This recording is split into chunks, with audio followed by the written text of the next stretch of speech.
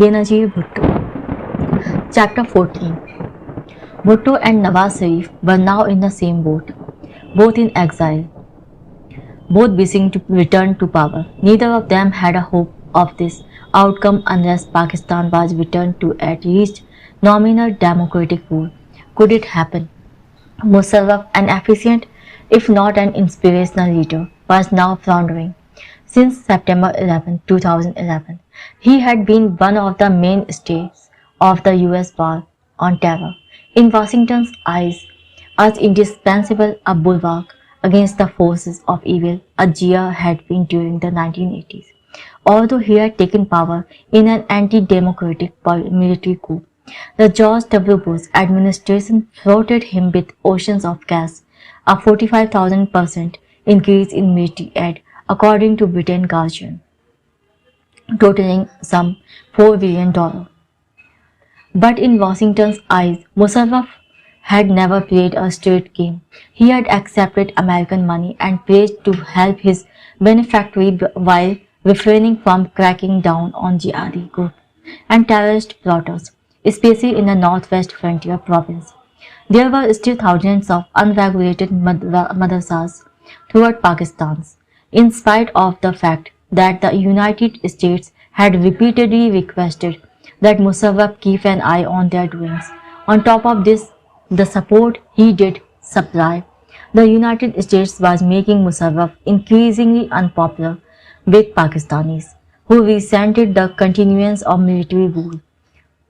Human rights violations were out of control, so security forces were becoming an international disgrace.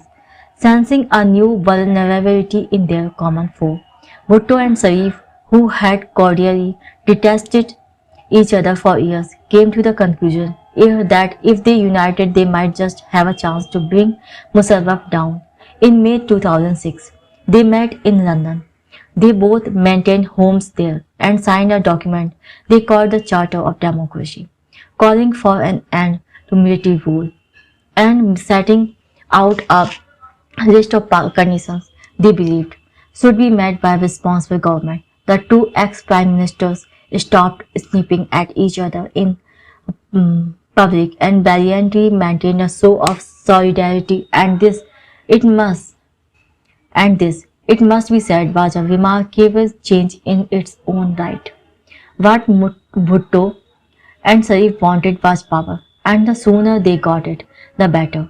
What Washington wanted was a continuation of the sort of military authoritarian regime in Pakistan that the United States had grown comfortable manipulating from afar, but with a facade of democracy that the White House, Pentagon, and CIA felt could best be provided by Bhutto. It's true that after so many years of overexposure, the image of wholesome Ivy Ali code was beginning to be a little thin, but the American public still saw her as progressive and reform-minded, still one of us. Thus began the deal brokered by Washington and submitted by Bhutto and Musharraf, a deal cynics likened to an arranged marriage. The couple's distastes for each other yielded to a mutual dependence on the United States, commented Tariq Ali. The Pakistani media demonstrated its displeasure with Washington's political solution, but a whitewashed Benazir Bhutto was presented on US network and BBC TV news as the former prime minister, rather than a fugitive politician facing corruption charges in several countries. Bhutto had been considered a non-person by the Bush administration, which was intent on building up Musharraf's image. Now the Americans did their best to restore a little of the scene of 1988. During the course of 2007, she was brought to the States for a series of meetings with American power brokers, including Secretary of State Condoleezza Rice, senior deputies Richard Boucher and Nicholas Burns, and US Ambassador to the UN Jeremy Khalilzad. She and Mark Siegel collaborated on reconciliation and an anodyne politically correct treaties detailing the common interest of Muslims and Westerners. The corruption charges, in any case, were disposed of relatively easily once Bhutto had demonstrated that she was ready to play ball with Washington. Bhutto and Musharraf met secretly in Abu Dhabi under American auspices. There the general paved the way for the prodigal daughter's return to Pakistan and for that of Sharif as well by having a legal ruling drawn up that nullified all pending criminal cases against politicians. A major euphemistically named the National Reconciliation Ordinance. England and Spain, in a solidarity gesture clearly aimed at the United States, also cancelled pending cases against Bhutto, though Switzerland stood its ground and declined to do so. In addition, the National Reconciliation Ordinance erased the inconvenient constitutional clause introduced by Musharraf, forbidding any politician to serve more than 2 terms as Prime Minister. In return for this clemency, Bhutto had to agree to support Musharraf's candidacy as civilian president and to ask her supporters in the PPP not to vote against him in the forthcoming election that would confirm his presidency for another 5 years. But Bhutto insisted that Musharraf resign as military chief so that at least a facade of civilian rule might be maintained. We do not accept President Musharraf in uniform, she told the press. Our stand is this. I stick to my stand. Musharraf, she said, should seek re-election as president after the election for the National Assembly took place in November, and he must stand as a civilian. When pressed, she refused to rule out the possibility that a prime minister she might award her errant husband a government post in a new Bhutto administration. When the terms of the arranged marriage became clear to the Pakistani electorate, by desperate disillusion set in here was no true democracy, but a kind of backroom horse trading that rendered elections meaningless. Opinion polls showed Nawaz Sharif as far ahead of Bhutto in the polls even at a distance, exiled in Saudi Arabia, probably because he had refrained from dealing with Musharraf and the mistrusted Americans Fatima Bhutto, who had grown into a sharp and articulate young woman and a tireless public gadfly to her aunt, wrote an editorial in the Los Angeles Times in which she objected passionately to Bhutto's pretensions to progressive democracy. Mr. Bhutto's repeated promises to end fundamentalism and terrorism in Pakistan strained credibility because after all the Taliban government that reigned Afghanistan was recognized by Pakistan under her last government, making Pakistan one of only 3 governments to do so. Since Musharraf seized power in 1999, there has been an earnest grassroots movement for democratic reform. The last thing we need is to be tied to a new con agenda through a puppet democrat like Mr. Bhutto. By supporting Ms. Bhutto, who talks of democracy while asking to be brought to power by a military dictator, the only thing that will be accomplished is the death of the nascent secular democratic movement in my country. Things continued to go badly for Musharraf. In March, he sacked the Chief Justice of Supreme Court, Iftikhar Mohammad Chaudhry, a major mistake as it turned out. The two men had been at loggerheads for some time. Chaudhry had challenged Musharraf's acting as both president and army chief, and he had openly complained about people disappearing in government custody and the lack of due process in arrest, calling for the police to release prisoners who had not received a trial. When Musharraf dismissed Chaudhry, the latter protested loudly, initiating a mass insurrection among Pakistan's legal profession. Some 80,000 lawyers were from various political parties aligned to campaign for judicial independence and to demand the reinstatement of Chaudhry. They called their action the Save the Judiciary movement. It would become known throughout the country and beyond as the lawyers' movement. The lawyers organized protest and non-violent rallies across the country. On July 20, Musharraf caved in and reinstated Chaudhry very reluctantly. That same month, another serious crisis erupted when the pro-Taliban militant who ran the Lal Masjid Red Mosque in Islamabad revealed they had stockpiled large quantities of ammunition in the building. They called for the overthrow of Musharraf, who had given the hated George W. Bush so much help in the war on terror. Clashes broke out between the students in the mosque and the police, culminating in a siege and then an assault by the military. 102 people on both sides of the fight were killed. The time seemed ever riper for Bhutto's return, but Musharraf was not eager to have her on the scene. He clearly felt unequal to coping with the political excitement her arrival would probably arouse. He was even vaguely threatening about what might happen to her if she returned to Pakistan ahead of schedule. Your security, he warned her rather ominously, is based on the state of our relationship. When against this advice, she did decide that she would return to Pakistan early in order to campaign on home turf. The US government also declined to be responsible for her security, a penny-wise, pound-foolish failure to protect their investment, one might say, simply recommending various contractors to her.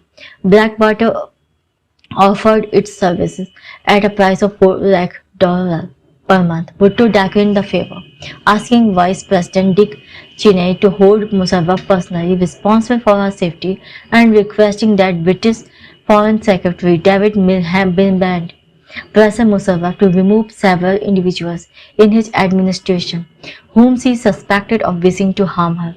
This request too was ignored. Mark Siegel, Bhutto's publicist, as assiduous after her death as he was during her life. Jardari took him on as the official lobbyist for Pakistan, a job for which Siegel's firm was paid $1 million per year. Gave the official version of Bhutto's return in his epilogue to her autobiography, written soon after her death. Why did Banerjee proceed, even though Musharraf was doing little to protect her? Her own words speak for themselves. Some people might not understand what drives me forward into this uncharted and potentially dangerous crossroads of my life.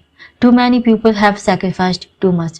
Too many have died, and too many see me as their remaining hope for liberty, for me to stop fighting now. When Banerjee touched down on Pakistan, a soil, after 8 years of exile, her countrymen and women greeted her with a tumultuous, unprecedented show of support. Siegel estimated that up to 3 million Pakistanis assembled at the airport in Karachi to greet her. Not everyone agrees with his numbers. Isham Bird Dickinson, the Karachi correspondent for the Telegraph, at the time estimated the turnout at 150,000 and described the homecoming as orchestrated. The crowds largely made up of impoverished Pakistanis who had been ferried in from village and were awaiting their turn to perform the welcome for the great leader. The poor, he wrote, performed the jalsa, or political rally, with great aplomb, dancing and singing, some smoking hash and tippling on caustic homebrew. Wilkinson described the self-possessed Bhutto as looking every inch the iconic leader of a modern Muslim nation. As she lifted her hands in prayer, the third coming of Pakistan's empress was facilitated by a large converted sea container borne on a truck bedecked like a large hoda on a medieval elephant of war. Her convoy made its way slowly through the pressing crowds toward Jinnah's mausoleum, where she was to make a speech. 8 hours after leaving the airport, they had not yet arrived, and Bhutto, exhausted from standing for so long, descended for a moment into a cubicle inside the vehicle.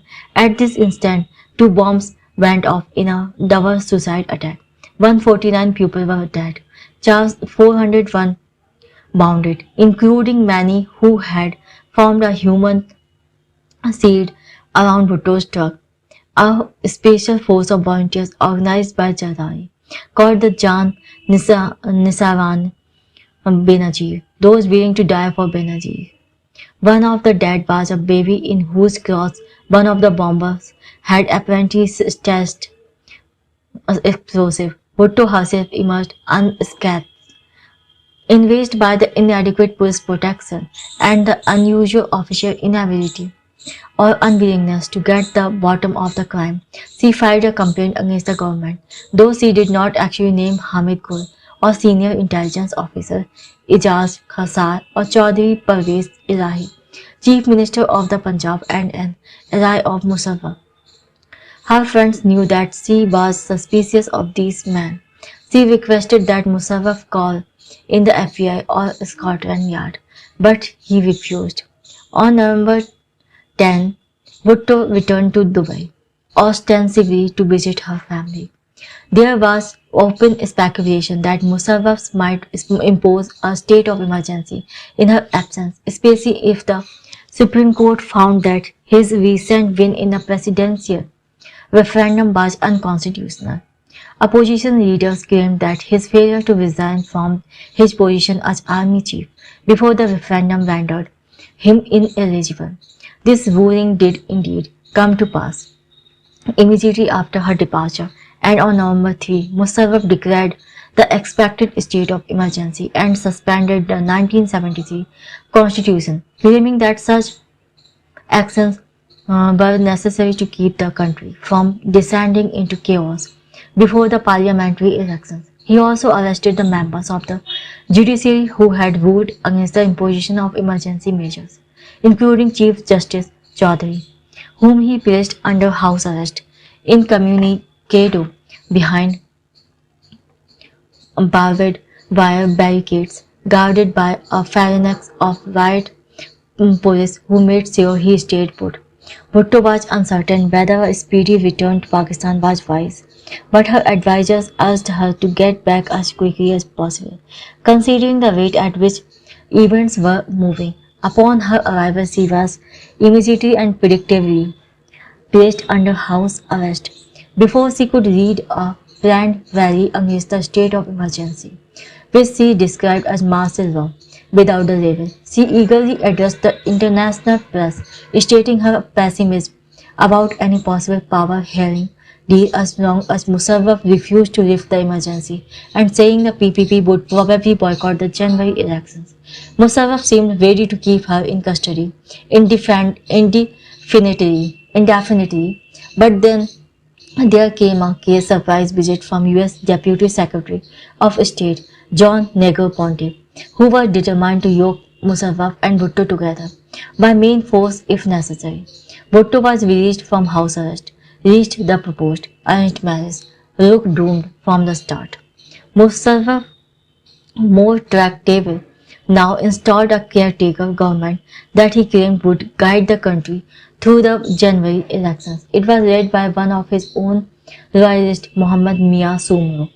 Musharraf now self-righteously defend his democratic credentials. I take pride in the fact that, being a man in uniform, I have actually introduced the sense of democracy in Pakistan, whether anyone believes it or not, he insisted. On November 26, Nawaz Sharif returned to Pakistan after 7 years in exile as the guest of King Abdullah of Saudi Arabia. He had attempted to return 2 months earlier but had been immediately deported again. Now, thanks perhaps to American pressure on Musharraf to make gestures toward democratic pluralism, his arrival went unimpeded. We want democracy and nothing else, Sharif assured the BBC on his arrival in Lahore. I am here to play my role and also make my own efforts to rid the country of dictatorship. The same day, Bhutto filed nomination papers in the Larkana district for 2 seats in the upcoming elections. The PPP platform, she announced, would center around the 5 E's: environment, education, energy, environment, equality. She seemed no more likely to achieve significant headway on any of these problems this time than she had done during her previous terms.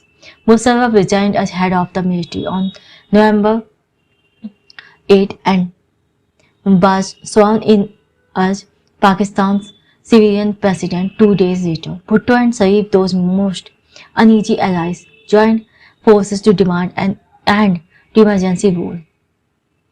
Thank you very much for listening. Have a nice day.